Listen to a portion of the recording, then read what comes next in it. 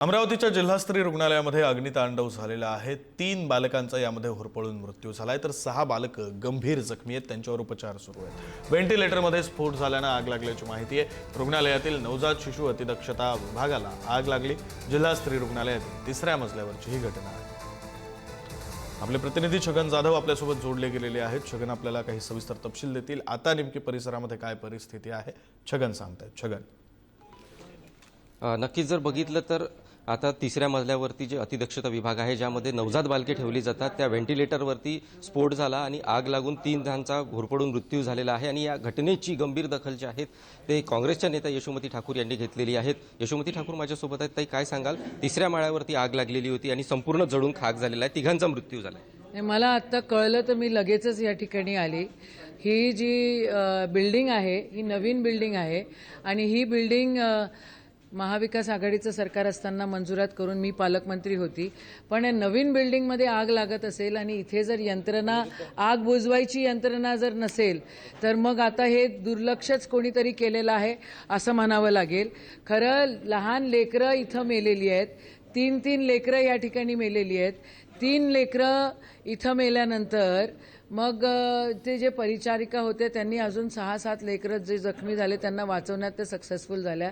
पण इथे जर आग विझवण्याची नवीन बिल्डिंगमध्ये NICUमध्ये जर यंत्रणा नसेल तर जो कोणी दोषी असेल त्याच्यावर कारवाई झाली पाहिजे। याचं राजकारण मला करायचं नाही आहे। लेकरं जळलेली आहे, गरिबाची लेकरं होती म्हणून ती मेलेली आहे। राजकारणाचा इथं विषय नाही आहे। पण स्वतःला इन्फ्रामॅन जर करून म्हणून घेत आहेत तर मग इन्फ्रास्ट्रक्चर जे डेव्हलप झालं त्या काळी मंजूर झालेलं त्याच्यावर निदान लक्ष तर दिलं पाहिजे। स्वतःचं ठेवायचं झाकून आणि दुसऱ्याचं पाहायचं वाकून। अरे, जी लेकरं मेलेली आहे त्यांना कंपेन्सेशन द्या, जे दोषी आहे त्यांच्यावर कारवाई करा। इथे जर इन्व्हर्टर ब्लास्ट होतात आहे म्हणजे काहीतरी फॉल्ट इथे असेल ना। कधी सप्लाय केले, काय केले, कोणी केले, ह्याच्यावर पण लक्ष द्या आणि हे पण बघा जरा। ही पण पहिली घटना नाही आहे ताई, याच्या अगोदर पण जिल्हास्तरीय रुग्णालयामध्ये व्हेंटिलेटरलाच आग लागली। मला आठवतं 2 वर्ष आधी पण हे असं झालं होतं। 2 वर्ष आधी असं झाल्यानंतर मग हे नवीन बिल्डिंगमध्ये ते सगळं NICU शिफ्ट करण्यात आलं आणि आज या नवीन बिल्डिंगमध्ये जर इन्व्हर्टर ब्लास्ट होत असेल तर मग कुठेतरी इथे इन्फ्रास्ट्रक्चरच्या याच्यामध्ये काहीतरी तर दुर्लक्ष झालेलं आहे आणि म्हणून या गोष्टी झालेल्या आहेत। आता जे मृतक आहेत त्यांच्या कुटुंबियांना कंपन्सेशन देण्यासाठी मागणी दिलं पाहिजे। Compensation, respectfully compensation. गरिबाचं लेकरू आहे म्हणून सरकारी दवाखान्यात येतं, श्रीमंताचं लेकरू सरकारी दवाखान्यात येत नाही। नक्कीच आपण इथली जर परिस्थिती बघितली तर इथलं संपूर्ण जो पहिला वार्ड आहे या वार्डमध्ये जर बघितलं तर इथलं संपूर्ण साहित्य जे आहे ते जळून खाक झालेलं आहे आणि याच्यावरती अग्निशामक यंत्रणेने जरी नियंत्रण मिळवलं असलं तरी मात्र दवाखान्यातील अतिदक्षता विभागाचं मोठं नुकसान झालेलं आहे। या विभागात जो AC लावलेला होता तो देखील जळून खाक झालेला आहे आणि संपूर्ण इथलं साहित्य जे आहे ते पूर्ण काळोख या ठिकाणी पसरलेलं आहे। पोलीस विभाग या ठिकाणी सध्या दाखल झालेला आहे। पोलीस विभाग या ठिकाणी सगळी माहिती घेत आहेत। डॉक्टरचं पथक जे आहे ते देखील या ठिकाणी आपल्याला या ठिकाणी आता माहिती घेताना दिसत आहेत आणि एकंदरीत जर परिस्थिती बघितली तर मात्र थोड्या वेळातच का होईना इथे डॉक्टरचं पथक येईल आणि संपूर्ण घटनेचा तपास देखील करण्यात येणार असल्याची माहिती आता आपल्याला प्राप्त झालेली आहे। छगन, आता यशोमती ठाकूर यांच्याशी आपण बोललात, पोलिसांचं पथक दाखल झालेलं आहे। नेमकं काय घडलं होतं या संदर्भातले प्राथमिक अंदाज पोलिसांकडून व्यक्त करण्यात आलाय का? आपलं पोलिसांशी काही बोलणं झालंय का? आपल्याला आता प्रेक्षकांसाठी म्हणून पोलिसांशी संवाद साधता येईल?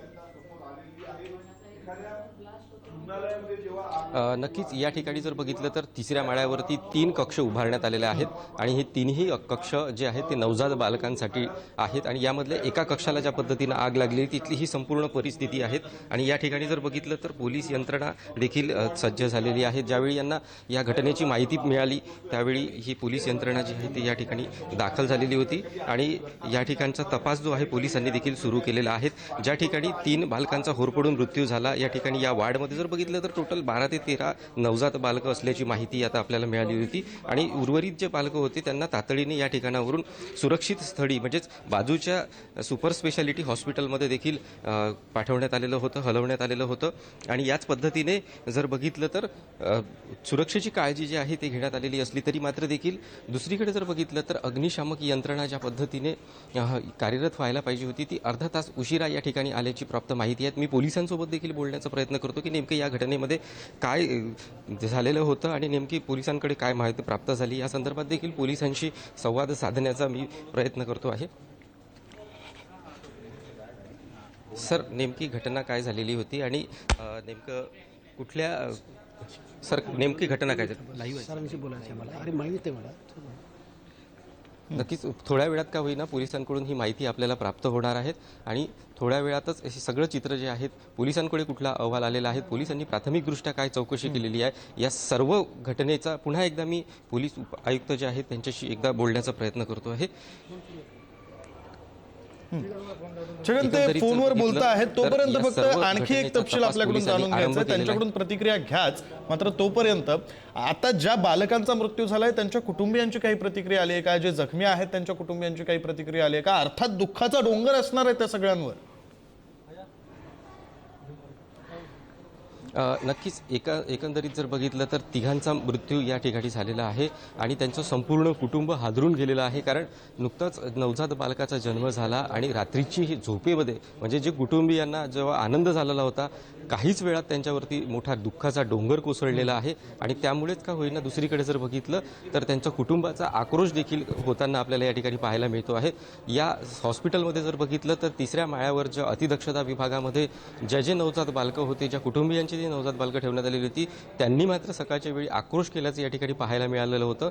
या ठिकाणी डॉक्टरांना ज्यावेळी माहिती मिळाली होती त्यावेळी डॉक्टरांनी देखील अतिदक्षता विभागामध्ये नवजात बालकांना हलवण्याचं जे काम आहे ते हाती घेतलेलं होतं आणि त्यानंतरच सुरक्षित ठिकाणी म्हणजे सुपर स्पेशालिटी हॉस्पिटल हे बाजूलाच लागून आहे आणि त्या ठिकाणी सर्व नवजात बालकांना हलवण्यात आलेलं होतं. मात्र जे 3 बालकं मृत्यू झालेलं आहेत त्याबद्दल अद्याप कुठलीही माहिती मिळालेली नाही आहे. कारण ज्या बालकांचा मृत्यू झालेला आहे त्या बालकांना कुठे नेण्यात आलेलं आहे आणि कुठल्या ठिकाणी ठेवण्यात आलेलं आहे याची अद्यापपर्यंत माहिती मिळू शकलेली नाही आहे. मात्र पोलिसांनी ज्या पद्धतीने तपास आरंभ केलेला आहे त्या तपासामध्ये नेमकं आता काय तथ्य निघणार, तपासाअंती प्राथमिकदृष्ट्या त्यांना काय गोष्टी आढळलेल्या आहेत हे देखील पाहणं तितकंच महत्त्वाचं ठरणार आहे. आणि याच संपूर्ण जे चमू आहे डॉक्टरांची, इथले कर्मचारी असतील ते सकाळपासून जर बघितलं तर कामाला सुरुवात केलेली आहेत. पोलिसांचा देखील या ठिकाणी मोठा फौजफाटा लागलेला आहे. मात्र कुटुंबीय जे आहेत ते मात्र आक्रोश करताना दिसत आहेत आणि त्यांचा आक्रोश सावरण्यासाठी पोलिसांना कुठेतरी अपयश येताना पाहायला मिळत आहे. धन्यवाद छगन, तुम्ही दिलेल्या या सविस्तर माहितीसाठी.